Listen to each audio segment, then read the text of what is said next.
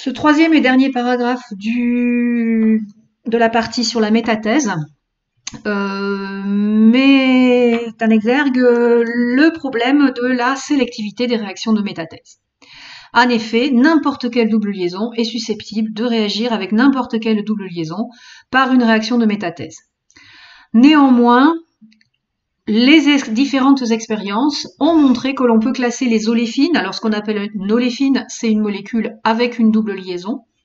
Oléfine veut dire alcène, tout simplement, en 4 groupes, du plus réactif au moins réactif. Donc, le groupe 1 réagissent rapidement les uns sur les autres en dimérisation. On appelle dimérisation une molécule qui a été formée à partir de 2 autres molécules par addition de 2 autres molécules. Et donc l'adduit, la molécule additionnée, s'appelle un dimère, comme si un polymère, un dimère, vous avez accroché 2 molécules entre elles.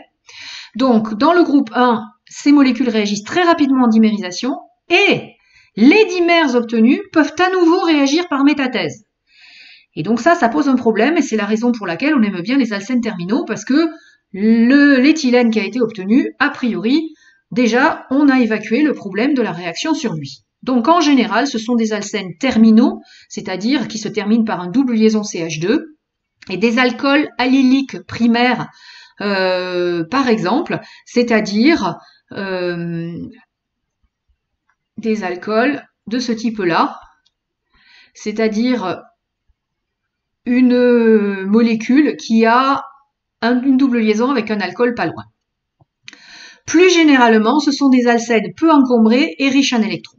Groupe 2, la réaction de dimérisation par métathèse est lente et le produit ne réagit pas plus en métathèse. Donc là, effectivement, on n'a plus de problème, on n'a pas de problème de retour ou de réaction parasite, mais la réaction va être lente.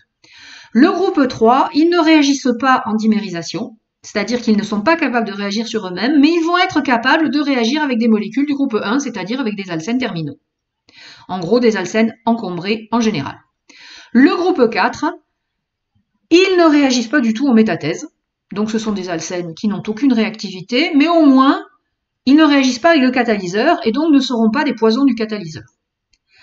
Par contre, il existe d'autres alcènes qui posent problème parce qu'ils inhibent le catalyseur, ils bloquent le catalyseur, ils bloquent le précatalyseur, devrais-je dire, et la molécule obtenue n'est plus un catalyseur, c'est-à-dire qu'ils ne réagissent plus. Et donc ça, c'est vraiment des molécules qu'il faudra éviter d'utiliser en métathèse. Donc, en gros, ce que vous devez retenir de ce paragraphe, et uniquement la chose qui est encombrée là-dedans, on retiendra surtout que la réaction des alcènes terminaux est prioritaire, car le dégagement gazeux du sous-produit éthylène empêche toute autre réaction parasite de métathèse de ce sous-produit, et de plus déplace l'équilibre dans le sens de la formation de la molécule couplée. Et donc, si l'on vous demande parfois de justifier que c'est cette réaction-là de métathèse qui est réalisée, eh bien, pensez à évoquer cet argument. L'éthylène est un gaz, il est éliminé, et ça déplace l'équilibre de métathèse qui a été réalisé.